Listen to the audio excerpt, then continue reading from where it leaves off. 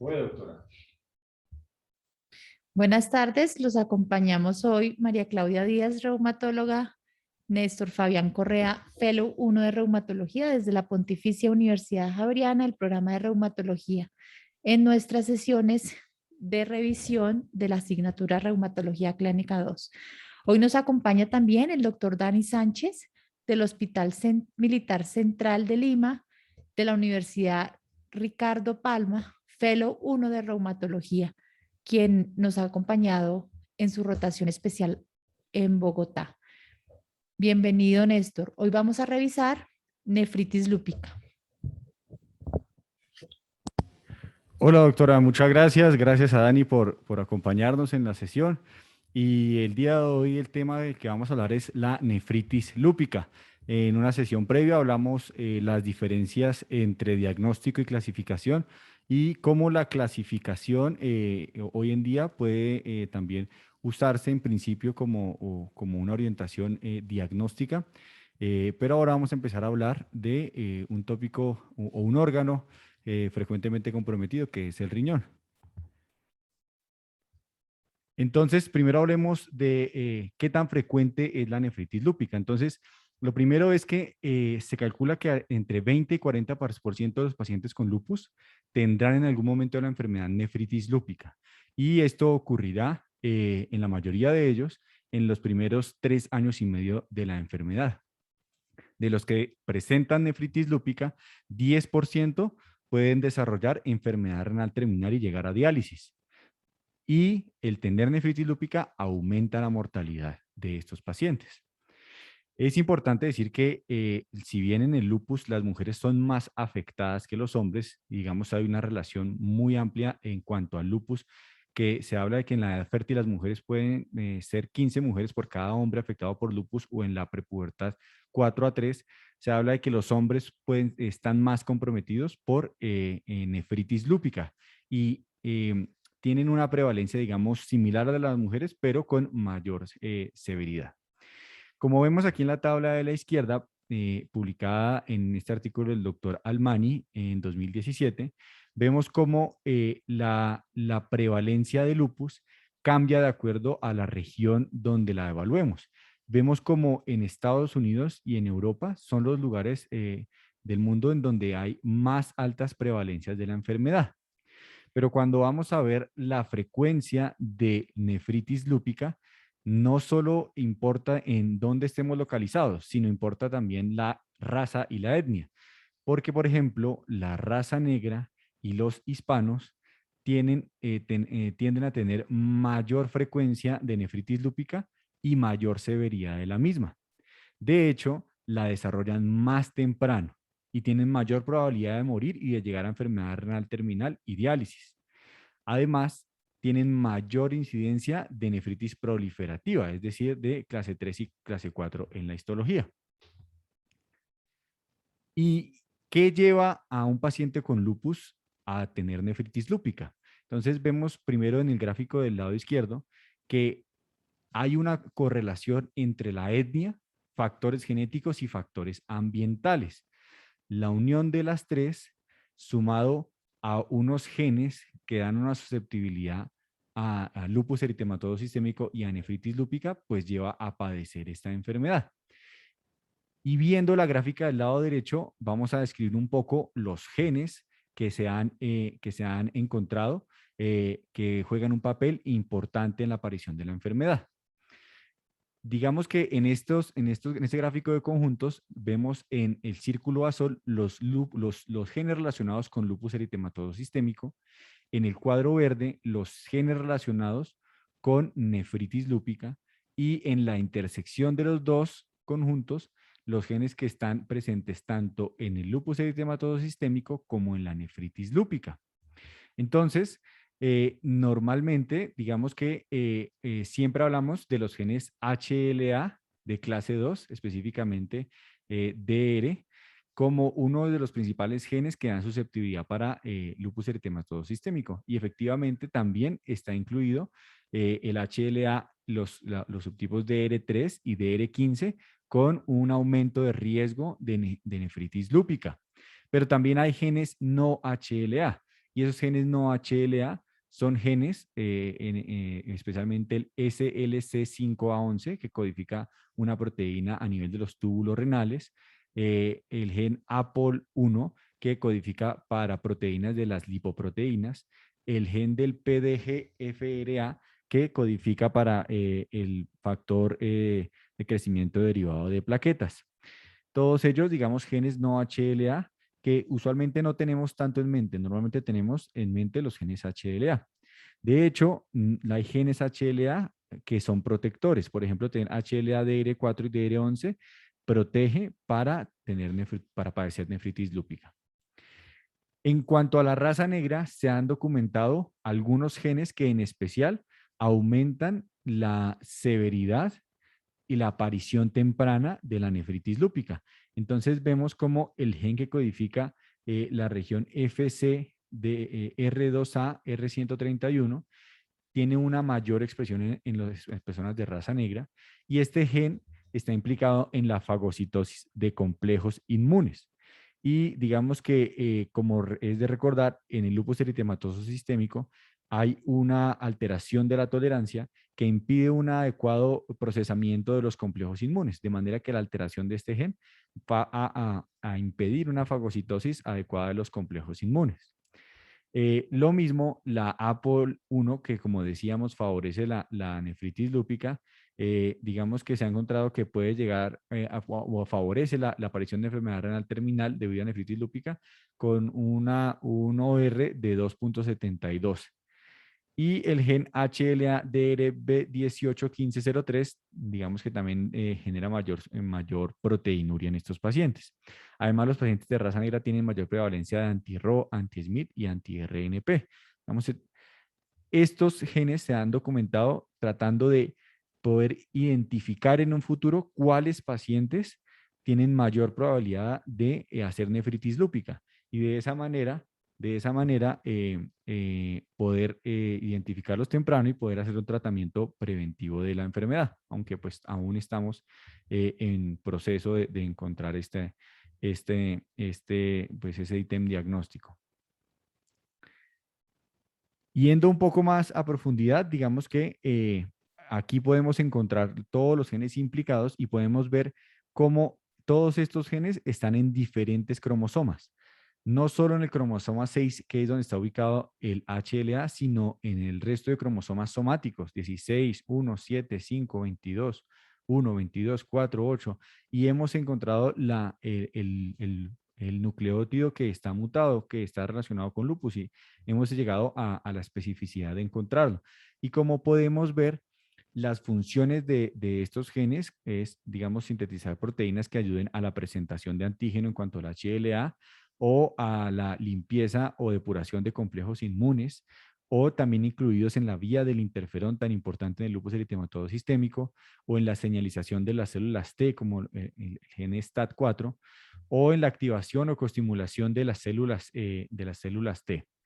Entonces, digamos que en conclusión, digamos que en cuanto a genes y nefritis lúpica, tenemos genes HLA y genes no HLA que están actuando a nivel de la presentación de antígenos, limpieza de complejos inmunes, vías del interferón. Y en el futuro, ojalá podamos documentar en cada paciente la presencia de estos genes y poder crear planes de prevención para estos pacientes, ¿no? ¿Y por qué un paciente con lupus termina presentando lupus? Bueno, pues lo primero es entender un poco de la fisiopatología del lupus eritematoso sistémico. Entonces, como decíamos antes, hay una susceptibilidad genética sumada a unos factores ambientales y a situaciones de etnia, que lo que van a hacer es que van a llevar al paciente a, a que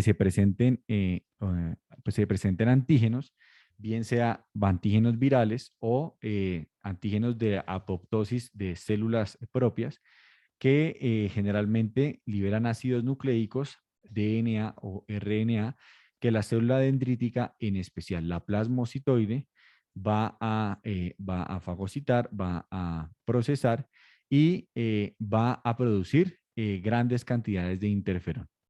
Ese interferón que es producido, como les decía, por la célula dendrítica plasmocitoide, va a ir a donde las células dendríticas mieloides o tipo 1 y tipo 2 para, para aumentar su capacidad de presentación de antígeno. Y al aumentar su capacidad de presentación de antígeno va a activar células T y va a activar células B. ¿Y cómo va a ser para activar? Las células T las va a activar a través de la unión del complejo mayor de histocompatibilidad tipo 2 con el TCR y las células B a través de la producción de BAF. Las células T, digamos que a su vez también van a interactuar con las células B activándolas y lo van a hacer a través de la producción de interleuquinas, en especial la interleuquina 21. Estas células B, al estar estimuladas, van a producir complejos inmunos y no anticuerpos que van a terminar formando complejos inmunes, en especial con el DNA que venía de los virus o de las partículas apoptóticas. Y esos complejos inmunes van a activar diferentes células. Entre ellas van a activar polimorfonucleares, macrófagos, y estos van a producir citoquinas proinflamatorias y especies reactivas de oxígeno, que van a terminar generando el daño tisular. Y ya entendiendo qué es lo que ocurre en general en el lupus eritematoso sistémico, vamos a hablar específicamente de qué es lo que ocurre en el riñón. Entonces, ¿qué ocurre? ¿Qué es lo que ocurre en el riñón? ¿Por qué se daña? ¿Por qué se termina dañando el glomérulo, los túbulos y el intersticio? Entonces, bueno, lo que ocurre es que, como vemos en la parte superior derecha, hay unos ácidos nucleicos que han sido liberados, bien sea de células apoptóticas o de virus, que activan a la célula dendrítica. La célula dendrítica lo que va a hacer es activar a la célula T y la célula T va a terminar favoreciendo la actividad de la célula B, que la célula dendrítica también va a producirle BAF para poder favorecer su diferenciación y supervivencia. Esta célula B que ha sido estimulada va a convertirse en una célula plasmática que va a producir autoanticuerpos. Entonces vamos por esta vía de la célula plasmática. Entonces estos autoanticuerpos van a ir a las células del endotelio renal. Estas células del endotelio renal se van a unir con estos complejos inmunes y van a favorecer la producción de moléculas de adhesión, ICAM, ITAM, y ellas van a favorecer que los macrófagos y los neutrófilos hagan un proceso de rodamiento y puedan pasar por la membrana, por estas células endoteliales y por la membrana basal endotelial. A su vez, la célula T, que había sido activada por esta célula dendrítica, esa célula T va a modificarse y va a cambiar a una célula T helper 17, que va a aumentar la producción de interleuquina 17.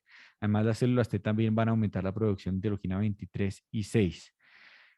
Y van a inhibir a las células reguladoras, favoreciendo un proceso de pérdida de la tolerancia.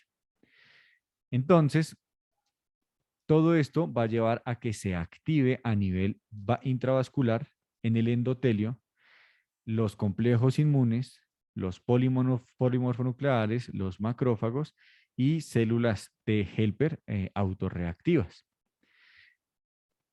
Eso termina lesionando el endotelio, que es una de las partes que empieza a ocurrir en la nefritis lúpica. Cuando empieza a ocurrir un proceso de aumento de la proliferación celular, es decir, de leucocitos y de macrófagos dentro del endotelio, estos pueden llegar a ser depósitos subepiteliales. Y el depósito subepitelial va a hacer que ellos liberen especies reactivas de oxígeno, lesionen los podocitos, además liberen grandes cantidades de TNF, y digamos se activa también a este nivel el complemento, y el complemento en especial va a terminar lesionando los podocitos. Por otra parte, los anticuerpos antifosfolípidos también presentes en el lupus van a ir a los vasos sanguíneos y a depositarse en el endotelio y van a favorecer un proceso trombótico a este nivel. Tres son datos adicionales específicos en la nefritis lúpica que ocurren en la fisiopatología, y es la aparición de las NET de los neutrófilos. Digamos que cuando un neutrófilo es activado, cuando termina de hacer su trabajo, entra en apoptosis y una manera de entrar en apoptosis es en netosis.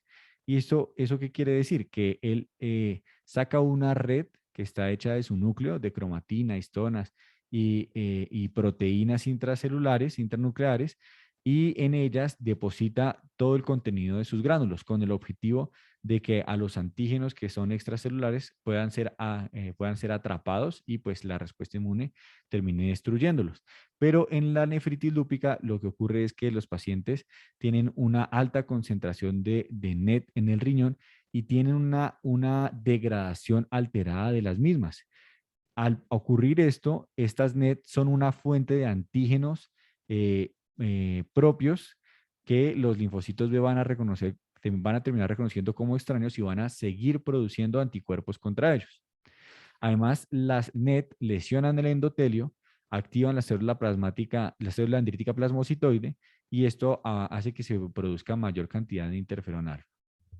Por otra parte, el sistema de complemento también es muy importante en la nefritis lúpica y en especial lo hace a través de dos vías. Uno, que C3A y C5A hacen quimiotaxis de leucocitos. Y además, cuando se forman los complejos antígeno-anticuerpo, a través de la vía clásica se activa el complemento que termina creando el complejo de ataque a membrana C5-C9 que termina destruyendo las diferentes células.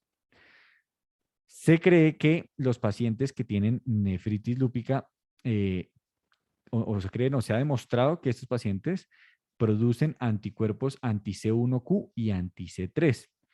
Y estos anticuerpos, qué es lo que terminan haciendo? Inhibiendo estas moléculas que en principio lo que ellas quieren es marcar esos antígenos que deben ser fagocitados y destruidos. De manera que tener anticuerpos contra estas dos componentes del complemento va a favorecer que queden antígenos que pueden activar respuesta inmune. Entonces, digamos que el medir los anticuerpos anti-C1 y anti-C3 puede ser un marcador a futuro prometedor como de actividad de la nefritis lúpica, ¿no?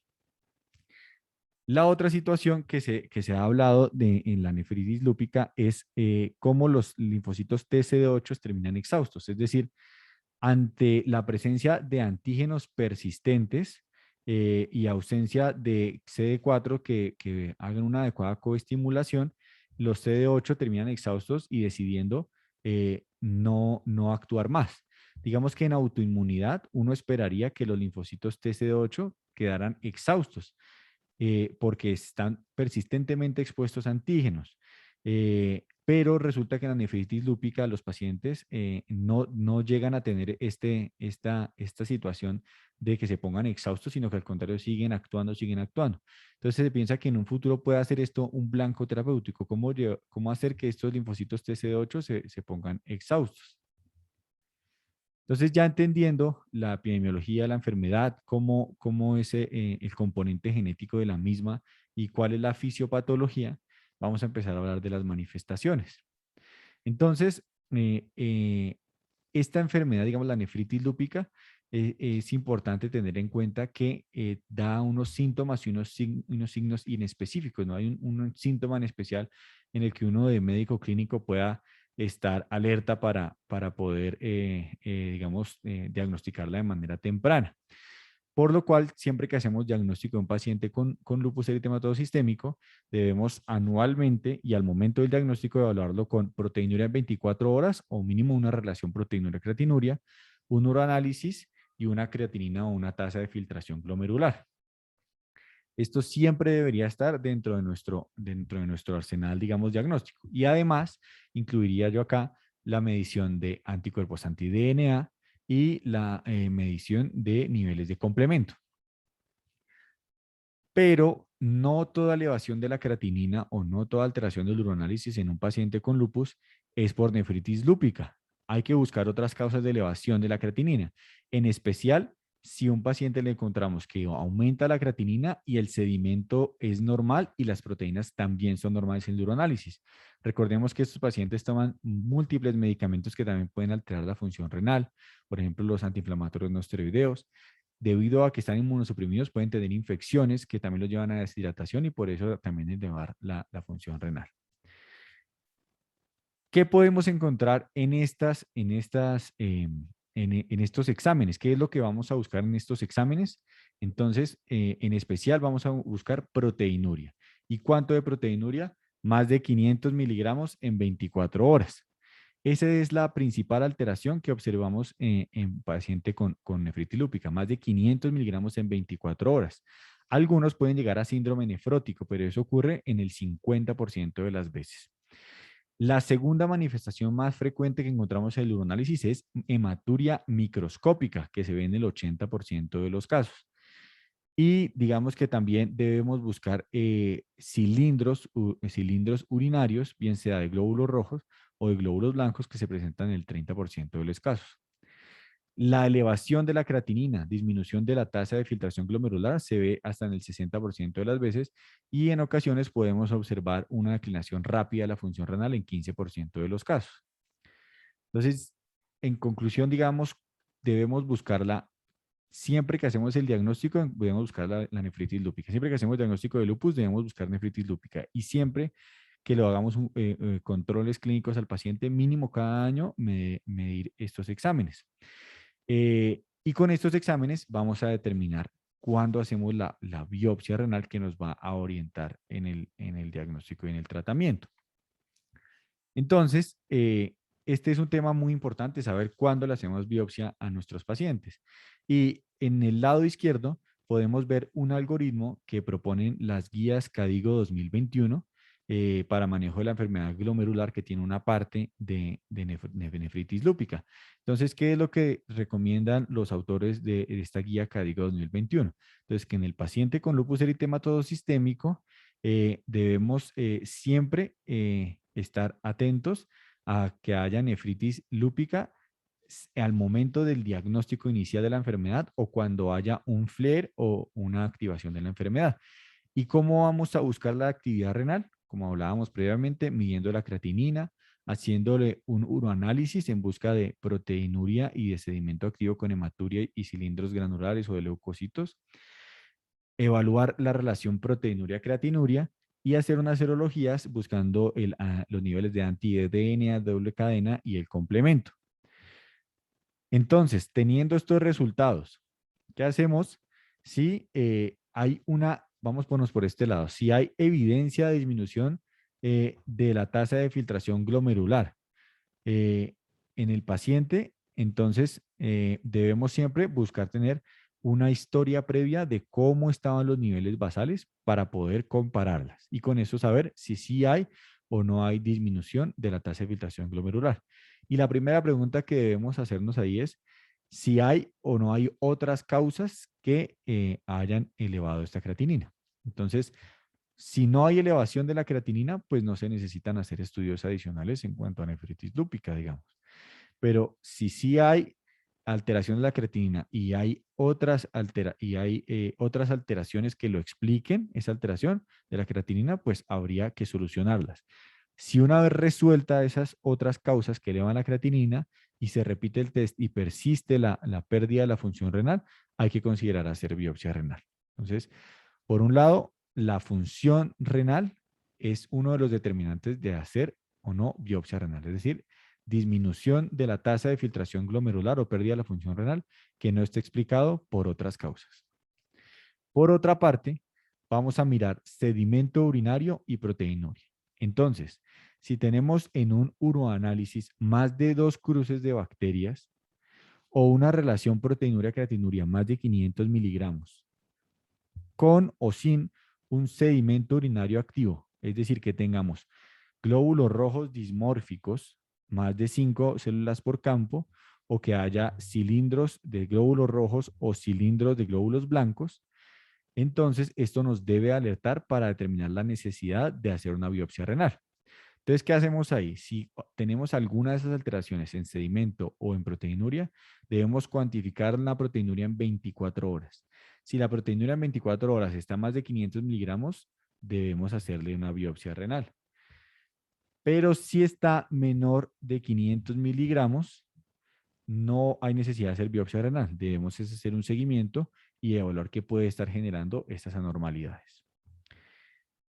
El doctor Anders escribió un artículo recientemente en el que compara las recomendaciones de cuándo tomar biopsia renal dadas por EULAR en las guías de lupus de 2019 y las guías CADIGO 2021.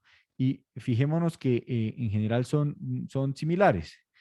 Digamos que EULAR recomienda que se tome una biopsia renal si hay proteinuria más de 500 miligramos en 24 horas, bien sea por proteinuria 24 horas o por relación proteinuria-creatinuria en una orina tomada en muestra aislada, ojalá la primera orina de la mañana, o que haya una disminución de la tasa de filtración glomerular no explicada. En comparación a las guías CADIGO 2021, pues que nos hablan, nos dan digamos, una orientación muy similar. Pues dicen que si en el uroanálisis hay más de 2 cruces de proteínas o hay una cruz de proteína, pero con una relación PC mayor de 0,5, es decir, 500 miligramos en 24 horas, o sedimento urinario activo, eh, también nos orienta a que debemos hacer una biopsia renal. O en caso de que se pierda la función renal a menos de 60 mililitros minuto por metro 73 de superficie corporal, que no sea atribuido por lupus. Es decir, las dos están mirando como para el mismo lugar y en conclusión, ¿qué podemos decir? Que la biopsia renal debe tomarse cuando tengamos una proteinuria más de 500 miligramos en 24 horas, bien sea tomada por relación proteinuria-creatinuria o en proteinuria 24 horas, o una pérdida de la función renal no explicada por otra causa. Y tener en mente que las alteraciones del sedimento por hematuria y cilindros urinarios granulares nos ayudan a pensar en enfermedad glomerular por lupus eritematoso sistémico. Entonces, una vez tomamos la biopsia, los patólogos la clasifican en una de estas 6 clases. Entonces, digamos que desde el 2013 se propuso esta clasificación histológica del lupus por la Sociedad Internacional de Nefrología y la Sociedad de Patólogos Renales. Y esto es lo que ha orientado el diagnóstico de patológico y el tratamiento, ¿no? Que ha recibido bastantes críticas el que tratemos a los pacientes a través de solo estos hallazgos patológicos, pues solo estamos dando tratamientos, digamos, para disminuir toda la inmunidad, pero no puntos específicos de la inmunidad. Pero pues es con lo que trabajamos hoy en día y es lo que tenemos que conocer, ¿no?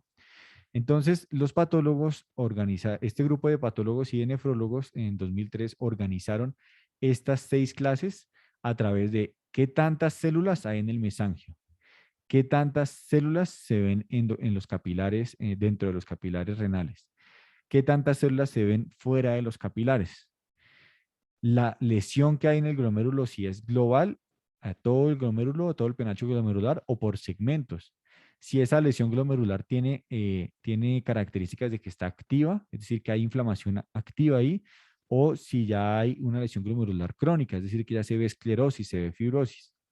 También incluyen dentro de la evaluación dónde están los depósitos inmunes, si están subendoteliales, si están subepiteliales, si están en el mesangio ubicar esos depósitos inmunes. Entonces, con estos 7 puntos se organizan estas 6 clases. Entonces, la clase 1, los patólogos observan al microscopio de luz, observan unas células mesangiales que están normales, digamos, no están aumentadas, y se observan complejos inmunes depositados a nivel de este mesangio.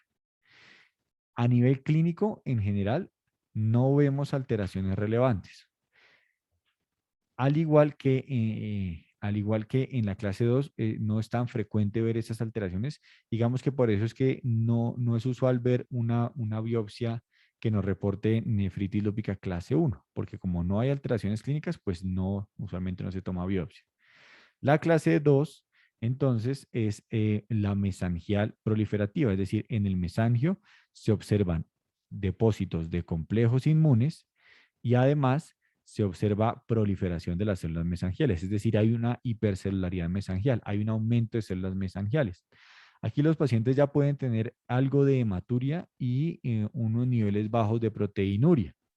Y no es frecuente, pero se puede observar una pérdida de la función renal y un síndrome nefrótico, pero es muy poco frecuente. Es decir, clínicamente podemos ver hematurias de grado leve y lo mismo proteinurias de grado leve.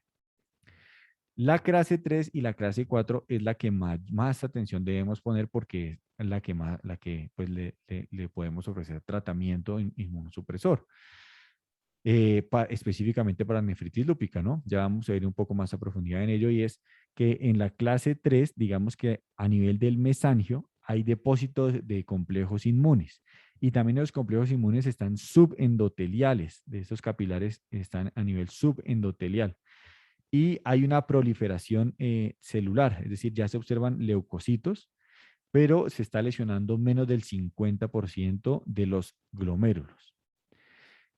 Aquí, en esta clase 3 debemos ver qué tantas lesiones están activas, es decir, están haciendo inflamación, y qué tanta lesión crónica se ve, es decir, ya cicatricial, esclerótica, o si se ven de los dos elementos. Y estos sí son los pacientes que se manifiestan con hematuria, proteinuria, que vemos cilindros urinarios de leucocitos, y además pierden la función renal. Se ve un aumento de los niveles de creatinina.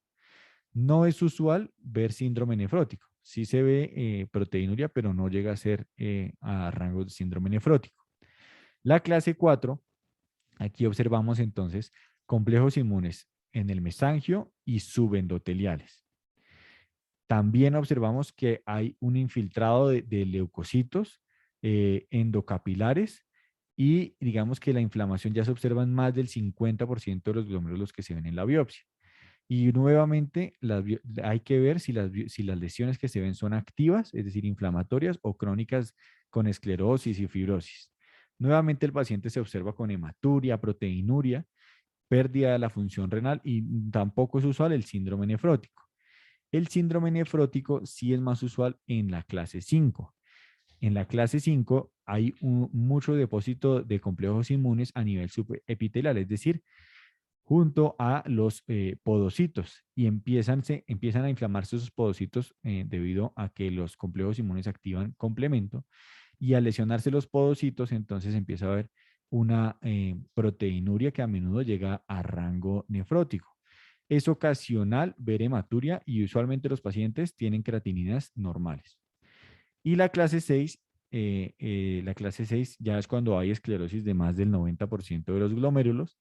Y aquí observamos ya que el paciente pues está en insuficiencia renal, ya puede presentar proteinuria y hematuria y pues usualmente estos pacientes ya están muy cerca o ya están en diálisis. En este esquema podemos ver un poco más didáctico cómo son las diferentes clases, digamos, porque hablarlo solo en palabras, digamos, es difícil de entender, pero estos dibujos publicados por el doctor Bajema en la revista Kidney en el 2018 son muy explicativos. Entonces, fíjense cómo en el primer dibujo vemos a la célula epitelial del podocito, aquí vemos al capilar, digamos, con todo el endotelio. Aquí en rojo vemos a la célula mesangial. Y en la clase 1, como hablábamos, hay depósitos de complejos inmunes a nivel mesangial. Los complejos inmunes son estos negros. Entonces vemos como solo están ahí en el mesangio. Y las células mesangiales, digamos que solo están en una cantidad normal. En la clase 2, como vemos en negro, hay mayor depósito de complejos inmunes a nivel mesangial, pero ya hay proliferación mesangial, hay un aumento de las células mesangiales. En la clase 3, fíjense la diferencia. Además de que están estas manchas negras que son los complejos inmunes, además de que hay aumento de las células mesangiales, hay hiperproliferación mesangial, también hay hipercelularidad de leucocitos. Entonces se ven los leucocitos y los macrófagos dentro del mesangio y además dentro de los capilares. No hay en ese momento lesión a nivel epitelial en los podocitos. La clase 3-4 también, digamos que la podemos ver con depósitos de complejos inmunes en el mesangio, hipercelularidad de las células mesangiales y de los leucocitos, y además lesión del endotelio sin que haya proliferación de células a nivel endocapilar. Cuando hay compromiso de los podocitos y se combina una clase 3, 4 con 5, vemos como además de todo lo anterior, hay depósitos de complejos inmunes subepiteliales, que como hablábamos, activan complemento y terminan lesionando el podocito y generando mayor proteinuria. Y en la clase 5, como vemos, no hay una hipercelularidad mesangial ni endocapilar, sí hay complejos inmunes mesangiales, pero en especial en la clase 5 lo que hay es depósito de complejos inmunes subepiteliales que terminan lesionando el podocito. Entonces, ya entendiendo qué es lo que nos reportan los patólogos en las diferentes clases en la nefritis lúpica, vamos a centrarnos en unos hallazgos que vemos en la clase 3 y 4, que son los hallazgos de actividad y de cronicidad. Entonces, el patólogo, además de decirnos las alteraciones que observó en el microscopio de luz, en la inmunofluorescencia y en el microscopio electrónico, y clasificar la nefritis lúpica, si le da clase 3 o 4, nos va a decir qué tanta actividad y qué tanta cronicidad. Y digamos, para saber la actividad y la cronicidad, pues aquí nos va a hablar entonces, si hay actividad, nos va a decir que hay hipercelularidad endocapilar, que hay cariorrexis de los neutrófilos, que hay necrosis firinoide, que hay depósitos hialinos, como asas en alambre o trombos hialinos, o hay crecencias fibrocelulares, o hay inflamación intersticial. Cada uno de estos puntos lo puntúan en un score y ese score, ese puntaje, termina dando un puntaje total, que es el que vamos a recibir nosotros en la biopsia, una nefritis lúpica clase 3 o 4 con un score de actividad de tantos puntos. Y uno puede con ese puntaje calcular, digamos, la extensión de la actividad. Además, es importante ver la cronicidad. Entonces, para saber si hay cronicidad, entonces vamos a observar si hay glomerulosclerosis global o segmentaria, si hay fibrosis a nivel intersticial, si hay atrofia de los túbulos. Y nuevamente nos van a dar un score y con eso se va a calcular un score de cronicidad. Con esos puntajes, es muy importante obtener estos puntajes porque con eso vamos a saber si vale la pena dar o no tratamiento, porque digamos, si el paciente tiene muy alto score de cronicidad y no tiene actividad, pues no va a valer tanto la pena someterlo a un tratamiento inmunosupresor que va a tener más riesgos que beneficios. Además, digamos que el patólogo nos va a reportar dentro de los hallazgos si hay otras lesiones diferentes a nefritis lúpica. Es decir, la nefritis lúpica no solo puede alterar, no solo altera, digamos, el glomérulo, sino que puede alterar el podocito y puede haber una podocitopatía por lupus.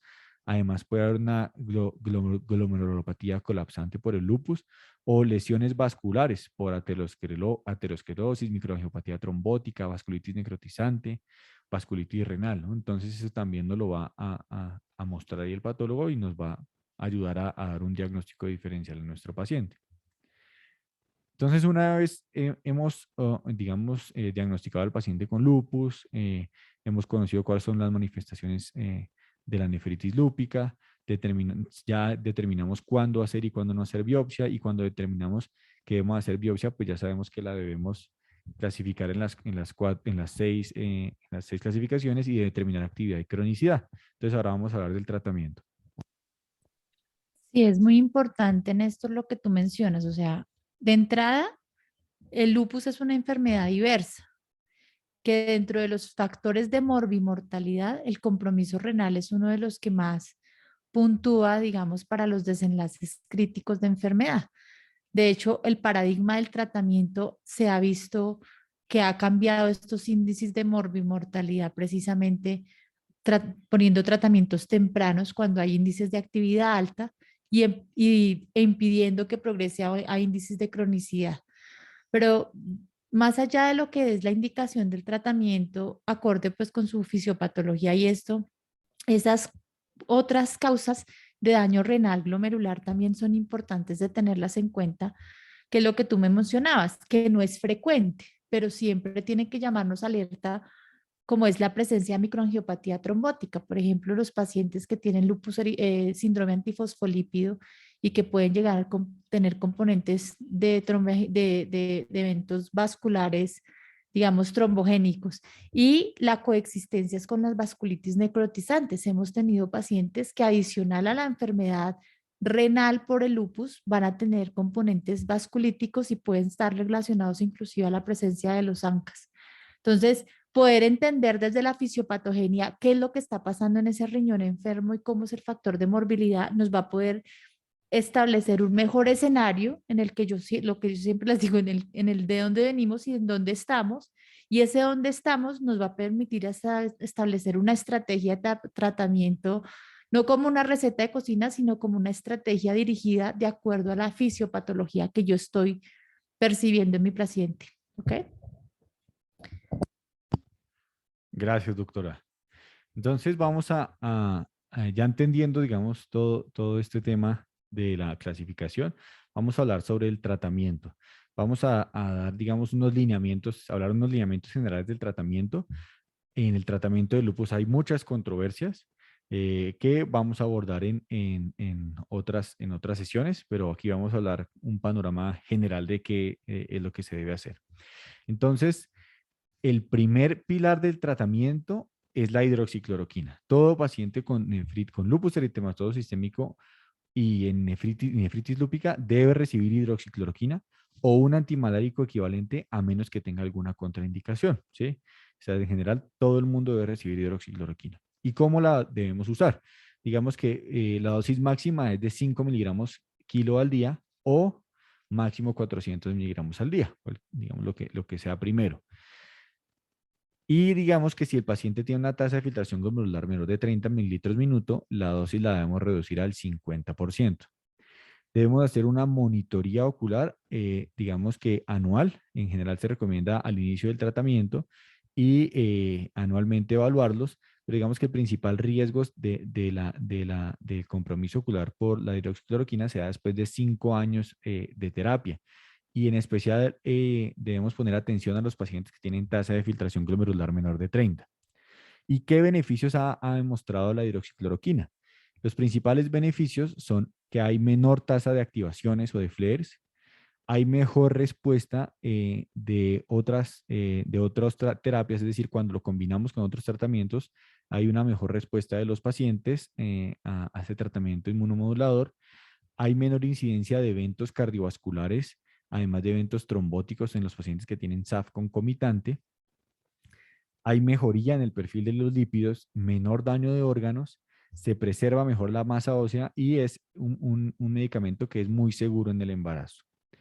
¿Y qué riesgos tiene? Digamos que los riesgos que no son frecuentes son hiperpigmentación de la piel, color, digamos, de color un tono grisáceo en la piel, presencia de rash cutáneo, debilidad muscular, los cambios visuales o pérdida de la visión que, como vimos, en general ocurren después de 5 años de recibir tratamiento y que pues hay que evaluarlos con frecuencia.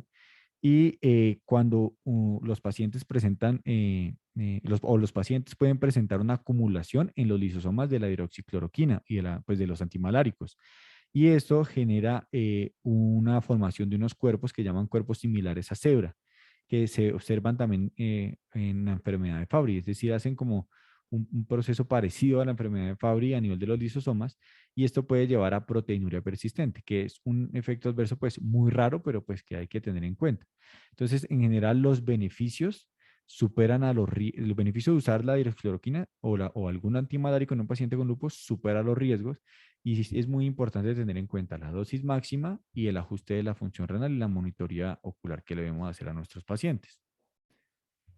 Y además de iniciar hidroxicloroquina, debemos evaluar algunos tópicos en donde debemos minimizar los riesgos, porque el mismo lupus o los tratamientos asociados pueden empeorar algunas situaciones en nuestros pacientes.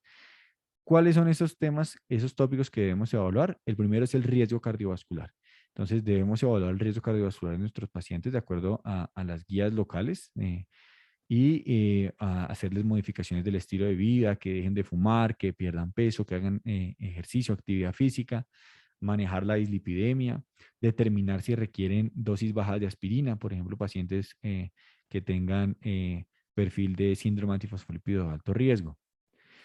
El riesgo infeccioso es otro que debemos evaluar siempre y en especial porque si necesitamos usar manejos inmunosupresores como micofenolato, ciclofosfamida, pues vamos a tener que hacer una evaluación médica para los antecedentes de herpes zóster y de tuberculosis, evaluar si el paciente cursa o ha cursado con hepatitis B, hepatitis C, VIH, y en caso tal, vacunarlo para hepatitis B en caso tal de que no se haya vacunado, determinar la necesidad de profilaxis para neumocystis jirovecii, ¿no? Que esto también pues tiene mucha discusión, pero determinar si lo requiere o no lo requiere, vacunarlos contra influenza y neumococo y hoy por hoy para COVID-19, em, determinar si requiere la vacuna recombinante para herpes zóster, y de acuerdo en donde nos encontremos o la ocupación del paciente, pues hacer recomendaciones para disminuir el riesgo infeccioso. La salud ósea también es muy importante evaluarla, entonces determinar el inicio de calcio y vitamina D, evaluar si tiene o no tiene osteoporosis que requiera uso de terapia con bifosfonatos. En los pacientes con lupus es muy importante el cuidado de la piel y la exposición al sol, porque limitar la exposición a la luz ultravioleta pues disminuye la aparición de anticuerpos anti-DNA y por consiguiente la nefritis lúpica. Entonces siempre hay que recomendarles uso de bloqueador solar más con un SPF más de 50. También hay que hablar sobre embarazo y en especial porque pues es importante que un paciente con lupus pues sí se puede embarazar, pero pues debe tener una enfermedad que esté en remisión o baja actividad de la misma, ¿no? Y digamos que la anticoncepción se prefiere que se haga con anticonceptivos que sean basados en estrógenos y pues que ojalá no tengan, perdón, en progestágenos y no en estrógenos o métodos de barrera, ¿no? También es importante hablar sobre el deseo de paridad debido a que el uso de la ciclofosfamida potencialmente, que no es frecuente, puede llevar a falla ovárica, pero pues hoy por hoy existen posibilidades para favorecer, digamos, la gestación en estas mujeres. Y además evaluar el riesgo de cáncer, ¿no? De por sí los pacientes con lupus tienen mayor riesgo de cáncer, pero el uso también de los inmunosupresores aumenta la probabilidad de cáncer. Y debe evaluarse hacer un tamizaje, digamos, de cáncer de acuerdo a la edad de los pacientes y, digamos, a los tamizajes que normalmente se haría, ¿no? Entonces ya una vez hemos decidido iniciar la hidroxicloroquina, siempre y cuando no tenga contraindicación, hemos evaluado todos estos tópicos adicionales cardiovasculares, infecciosos, de concepción, de cáncer, pues vamos al tratamiento específico de la nefritis lúpica. Entonces, como hablábamos, una vez sospechada y hacemos la biopsia, el patólogo nos la puede clasificar en los subtipos clásicos, que son los clase 1, clase 2, clase 3, clase 4, clase 5 y clase 6, o los subtipos adicionales, que es el que la doctora nos decía que aunque son poco frecuentes, hay que tener prendidas digamos, las alarmas en caso de que aparezcan debido a que el tratamiento pues, es diferente. Por ejemplo, puede haber lesiones túbulo-intersticial, los subtipos adicionales, que no, pues no son el objetivo de esta charla, pero que es importante saber que puede haber pogocitopatía por lupus, ¿no? Y que requieren un tratamiento diferente. O lesiones vasculares renales debido a síndrome de antifosfolípido o microangiopatía trombótica. O lesiones túbulo-intersticiales o glomerulonefritis crescéntica, ¿no? Entonces, es importante buscar las alteraciones en la biopsia que nos orientan a estas enfermedades. Nos vamos a orientar más en los subtipos clásicos de clase 1, 2, 3, 4, 5 y 6. Entonces, vamos a ver cómo la guía de Cadigo y Ular nos recomiendan el tratamiento. Entonces, ¿cuál es el objetivo de tratar a estos pacientes? Digamos, objetivamente, ¿cómo vamos a medir que el tratamiento que le estamos dando está funcionando? Entonces, lo primero que hay que decir acá es que estos pacientes requieren una fase de inducción que digamos, es una fase que tarda 6 meses y una fase de mantenimiento que, digamos, que no se tiene claridad hasta cuántos años debe durar, pero pues puede durar entre 3 y 5 años en general, ¿no? No se sabe en qué momento pues uno debe quitar el medicamento, pero digamos que lo que debemos tener en mente es que hay una fase de inducción que dura 6 meses y una fase de mantenimiento que pues se mantiene indefinida y depende de la evolución de los pacientes. Entonces, ¿cómo vamos a saber qué está respondiendo los pacientes? Entonces, la guía CADIGO 2021 divide la respuesta en respuesta completa, respuesta parcial o que no hubo respuesta renal. ¿Cómo define la guía CADIGO la respuesta completa? Como una reducción en la proteinuria a menos de 500 miligramos por gramo de creatinina medido en una relación proteinuria-creatinuria o menos de 500 miligramos en una recolección de orina en 24 horas. Además, que haya estabilización o mejoría de la función renal. Es decir, que haya una disminución de entre el 10 y el 15% de los niveles de creatina considerando la base previa, ¿no? Y esto debe ocurrir dentro de los 6 a 12 meses de que se haya iniciado la terapia y no más allá de 12 meses. Entonces, respuesta completa, que haya proteinuria menos de 500 miligramos en 24 horas y mejoría o mantenimiento de la función renal en un plazo de 12 meses. La respuesta parcial la definen como que haya una disminución de la proteinuria a por lo menos 50% y que esa reducción sea menor de 3 gramos de proteinuria en 24 horas y que se haya estabilizado la función renal y que esto ocurra dentro de los siguientes 6 a 12 meses de iniciada la terapia. Y que no haya respuesta se refiere a que no se logró respuesta parcial o completa dentro de los primeros 6 a 12 meses de comenzar la terapia. Si vemos el objetivo de tratamiento que propone EULAR en el 2019, pues es muy parecido, ¿no? Pero pues hay unas diferencias sutiles, pero digamos que la guía de EULAR de 2019 habla de una reducción de la proteinuria en un 25% a los 3 meses, reducción de la proteinuria en 50% a 6 meses, o a menos de 500 miligramos a los 12 meses. Y además, pues que el objetivo también es que la función renal pues no empeore, ¿no? Y EULAR, digamos que también dentro del objetivo habla de que las manifestaciones extrarrenales también estén controladas. También es un objetivo que propone la guía EULAR, no solo enfocarnos solo en el riñón, sino también en las otras manifestaciones, ¿no? Entonces, vamos específicamente por las diferentes clases. Digamos que clase 1 y clase 2 están las dos agrupadas digamos, en un mismo grupo. Aquí, como recordemos, el compromiso histológico es a nivel del mesangio, con complejos inmunes en el mesangio e hipercelularidad ahí en el mesangio. Normalmente estos pacientes, si uno los detecta con niveles bajos de proteinuria y ocasionalmente con hematuria microscópica y tienen función renal normal. Entonces, estos pacientes, cuando tienen bajo nivel de proteinuria, lo que hay que hacer en el tratamiento es dar el tratamiento inmunosupresor que sea guiado por las manifestaciones extrarrenales. Es decir, si hay un compromiso hematológico, guiarse por el compromiso hematológico para dar el tratamiento. Si hay un compromiso neuropsiquiátrico, guiarse por el compromiso neuropsiquiátrico. Pero si un paciente tiene lupus y tiene una biopsia con nefritis lúpica clase 1 o 2 y observamos un síndrome nefrótico, esto no es un evento usual en estas nefritis clase 1 y 2, por lo cual nos debe hacer pensar que haya una podocitopatía. Por esta razón, aquí el tratamiento cambia, ¿sí? Y digamos que el tratamiento debe enfocarse como si fuera una enfermedad de cambios mínimos, que digamos la guía CADIGO tiene su aparte para este tratamiento y pues habla del uso de corticosteroides y que en general los pacientes tienen muy buena respuesta. La clase 3 y clase 4, que puede estar acompañada de la 5, digamos que es la que siempre nos debe poner, digamos, muy atentos a su tratamiento, ¿no? Porque estas son las que más van a llevar al paciente a enfermedad renal terminal y pues mayor mortalidad.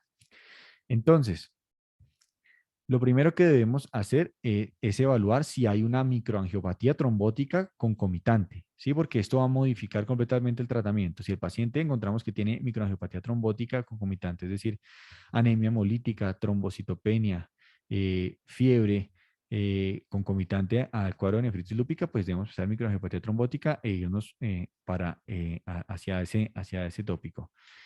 Pero si no, entonces vamos a evaluar los índices de actividad y cronicidad. Y esto nos va a determinar el tratamiento. Entonces, si el índice de cronicidad es muy alto y no hay signos de actividad, entonces aquí digamos que no se recomienda dar el tratamiento inmunosupresor para clase 3 y 4 que normalmente conocemos, sino que darle soporte de tratamiento para la enfermedad renal crónica y tratar la inmunosupresión de acuerdo a la actividad en otros dominios del lupus. Si está la clase 3 y 4 pero acompañada de clase 5 y hay más cronicidad que actividad, si la clase 5 predomina, pues manéjelo como una clase 5.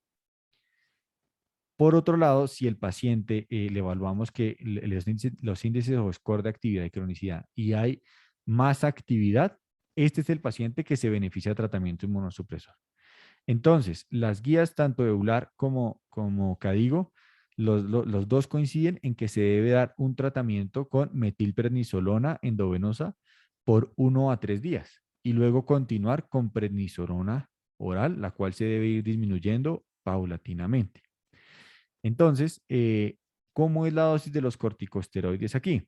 Entonces, estos corticosteroides, digamos que con el paso de los años, nos hemos dado cuenta que con los diferentes estudios, que las dosis bajas o menos dosis a las que se usaban previamente pueden ser igualmente efectivas y generar menos reacciones adversas.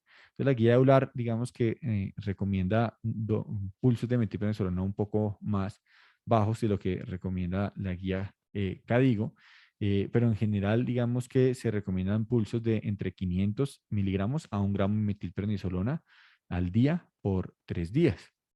Y ese tratamiento con corticosteroides debe estar asociado a alguno de los siguientes: ciclofosfamida, micofenolato o inhibidores de calcinurina combinados con micofenolato, o recientemente terapia biológica que actúe contra los linfocitos B, belimumab o rituximab. Los que principalmente usamos son ciclofosfamida y micofenolato, digamos, porque son los que más evidencia favorable tienen.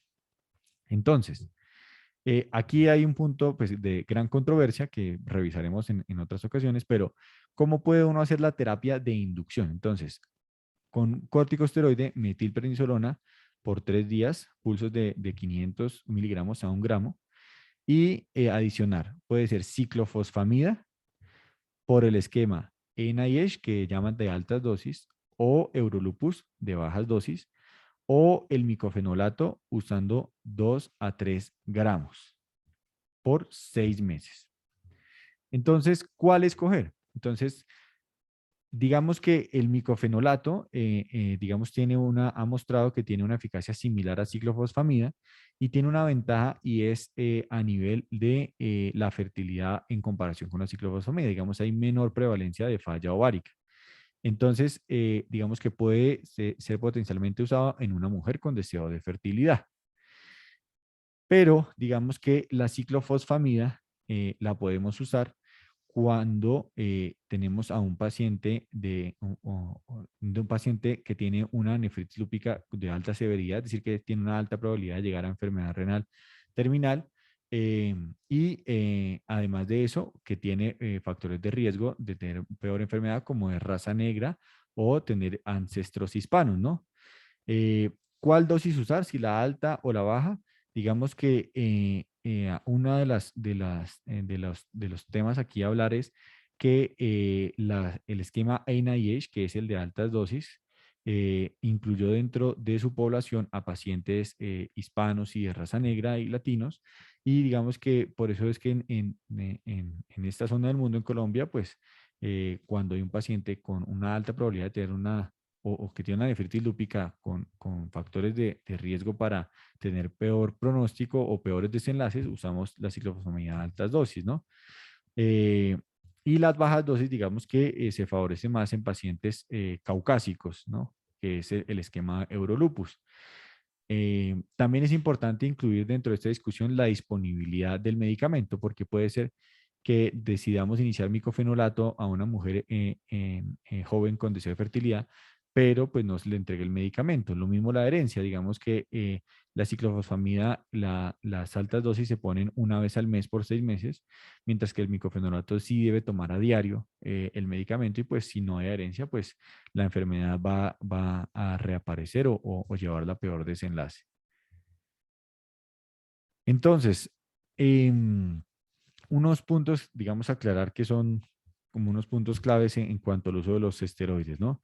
Entonces, la guía EULAR de 2019 recomienda que los pulsos de metilprednisolona de la inducción te terminen dando una dosis acumulada entre 0,5 a 2,5 gramos de metilprednisolona, luego seguido de prednisona 0,3 a 0,5 miligramos kilo día, que esto se debe ir disminuyendo hasta llegar a 7,5 miligramos al día en los siguientes 6 meses. A diferencia de la guía CADIGO, que digamos que ellos sí recomiendan unos pulsos un poco más altos, ¿no? Y los recomiendan digamos, por 3 días, 250 miligramos a 500, a 0,5 gramos al día y hasta lo puede uno calcular pues por peso, ¿no? También recomienda la disminución del esteroide paulatina y de hecho en la guía CADIGO, la diferencia hablar dejan una guía de cómo debemos disminuir la dosis de esteroide a 6 meses, ¿no? Dependiendo de cómo es que hayamos iniciado la dosis de prednisolona, ¿no?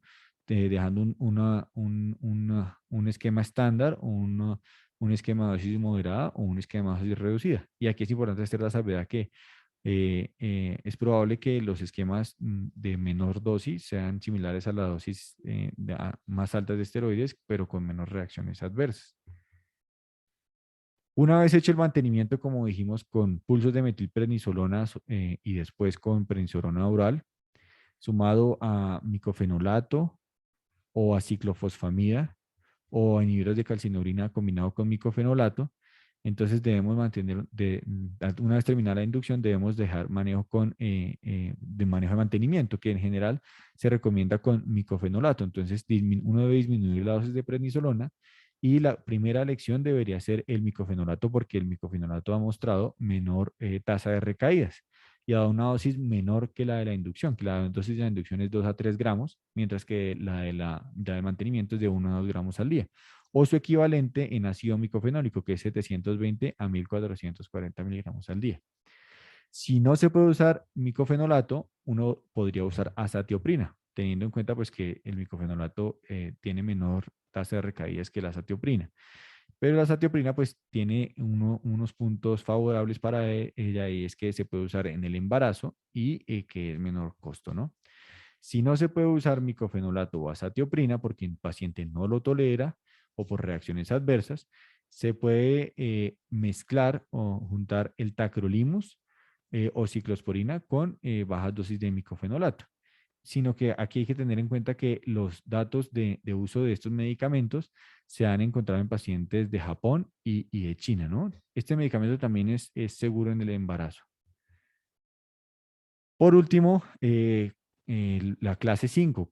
¿Qué hacemos cuando la biopsia renal nos muestra nefritis lúpica clase 5? Entonces, aquí debemos mirar qué nivel de proteinuria tiene nuestro paciente, porque dependiendo de eso, vamos a determinar un tratamiento. Entonces, cuando el paciente tiene síndrome nefrótico, entonces debemos estar muy atentos a tratar, además de los edemas, la dislipidemia y la trombosis, darle manejo con inhibidores del sistema angiotensina-aldosterona.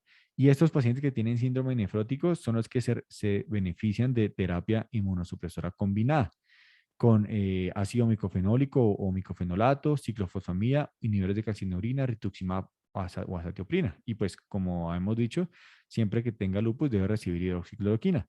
A diferencia de los pacientes que tienen clase 5, pero bajos niveles de proteinuria, que deben recibir el tratamiento con inhibidores del sistema renina-angiotensina-aldosterona y tratar el lupus, ahí sí, de acuerdo a las manifestaciones extrarrenales.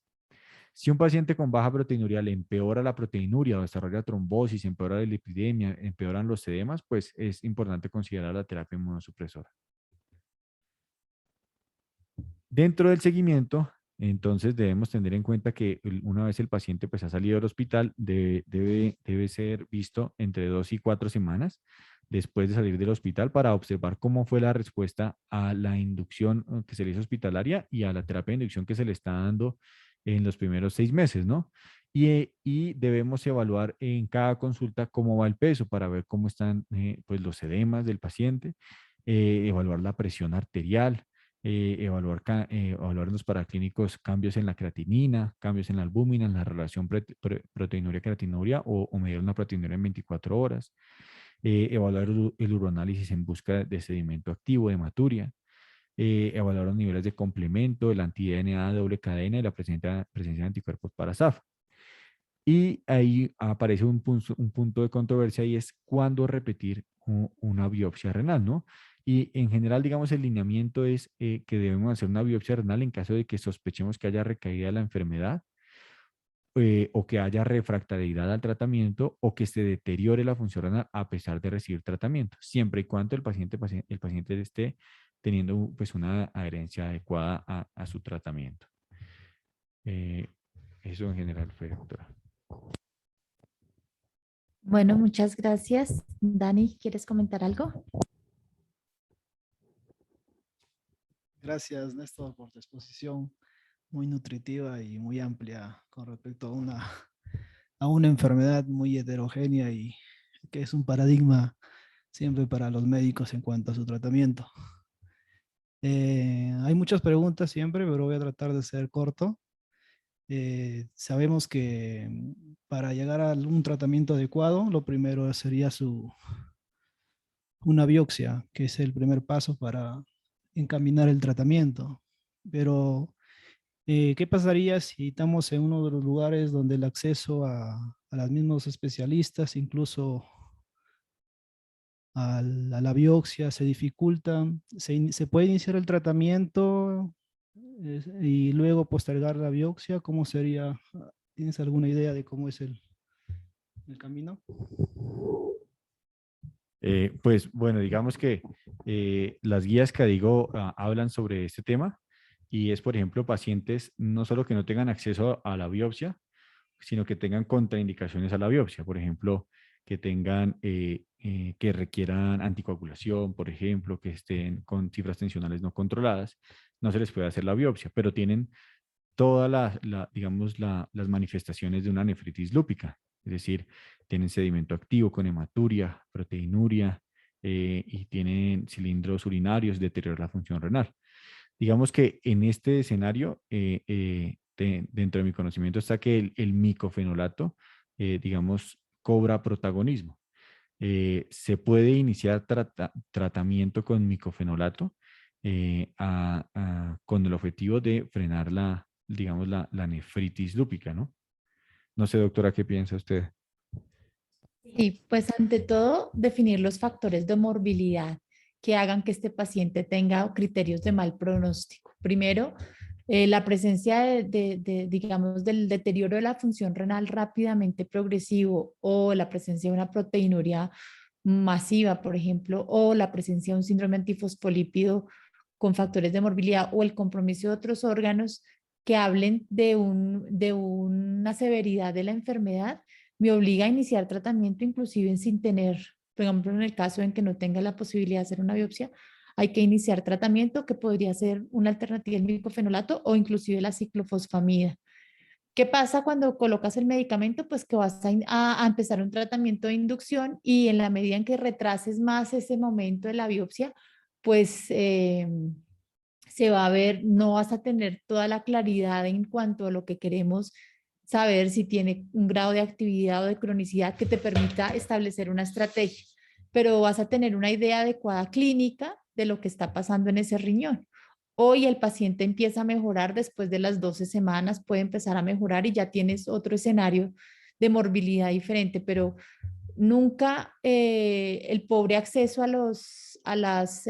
digamos, a los estudios, a los paraclínicos o a las intervenciones debe limitar el tratamiento. O sea, si no tienes cómo hacerlo, tú estadificas tu paciente de acuerdo a la clínica, estadificas tu paciente de acuerdo a la actividad y empiezas una estrategia de tratamiento.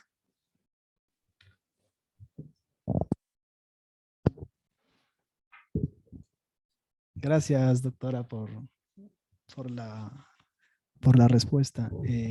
Una pregunta más, quería preguntar sobre, es cierto que muchas veces, como se dijo, es un reto para los médicos, muchas veces cuando es un lupus debutante, ¿no? Es una enfermedad rara y muchas veces llegar al diagnóstico es difícil. Y sobre todo cuando debuta como un cuadro de nefritis lúpica, ¿no? Con compromiso renal. Quería saber, la asociación muchas veces, la nefritis se asocia con, ¿no?, cuadros de infecciones urinarias, cuadros de infecciones urinarias, y muchas veces es un reto para los médicos llegar a los diagnósticos certeros, ¿no? Porque se inicia muchas veces con polifarmacia y a largo plazo llega a ser una nefritis lúpica. Y la segunda pregunta, la tercera, mejor dicho, es el plan de la nutrición, ¿no? Como llegan a perder bastantes proteínas, el complemento es una dieta rica en proteínas o iniciarle un complemento vitamínico, proteico. ¿Cuál es su experiencia, doctora? Gracias.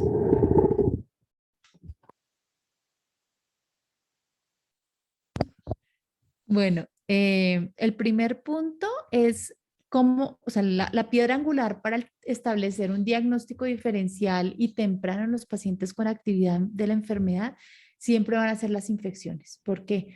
Porque hay muchas situaciones clínicas que pueden mimetizarse o parecer actividad cuando en realidad son infecciones. Entonces, lo primero que se debe hacer un paciente que, por ejemplo, que tiene fiebre o que tiene algún estigma de infección, pues es cultivarlo y poder establecer exactamente qué tipo de infección tiene. Es una infección viral, es una infección bacteriana, etcétera. En la lectura del parcial de orina, como lo interpretas tú, que a veces hay, digamos, lecturas no digamos anormales, sino de que hacen misdiagnóstico o errores en el diagnóstico por la presencia de un sedimento que puede estar contaminado o no con bacterias. Yo debo, por ejemplo, establecer que ese sedimento sea de carácter inflamatorio mediante la recolección de un parcial de orina con sonda si tengo la duda de alguna contaminación. Pero una vez que ya se hace el diagnóstico, digamos, la exclusión de un proceso infeccioso, porque si el proceso infeccioso está concomitante, yo no voy a poder establecer un manejo inmunosupresor en ese paciente porque se me aumenta el riesgo de complicaciones. El otro punto es que la alimentación es fundamental para un paciente que tenga actividad inflamatoria. Vemos que una de las principales manifestaciones de actividad en la enfermedad son los síndromes constitucionales. De hecho, estos pacientes se van a presentar con pérdidas de peso, se van a presentar con hipoalbuminemia, independiente de si tienen nefropatía o no, pueden llegar a tener hipoalbuminemia por la inflamación. Y lo que se recomienda, y en el contexto de nefropatía, lo que se recomienda siempre son las dietas hiposódicas, las dietas que no tengan, digamos que no tengan grasas por el contenido, digamos grasas malas, por así decirlo, por el contenido, digamos lo que va a impactar en el riesgo cardiovascular de estos pacientes y la meta del LDL a la que yo quiero llegar para el control de la morbilidad. En cuanto al aporte de proteína, yo pienso que un aporte de proteína no debe ser mayor al requerimiento, que es 1 miligramo por kilo, que es lo que siempre hemos recomendado. Y esta proteína debe ser de la mayor, digamos, de una calidad óptima, que con la nutricionista se debe, digamos, y de acuerdo a las preferencias del paciente se debe ya establecer.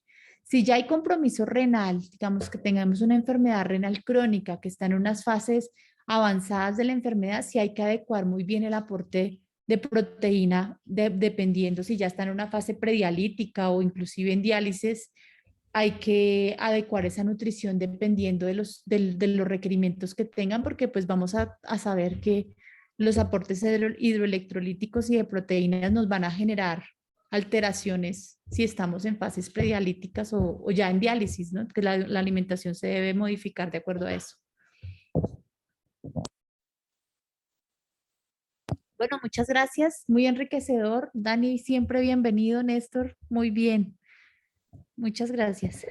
A usted, doctora, muchas gracias.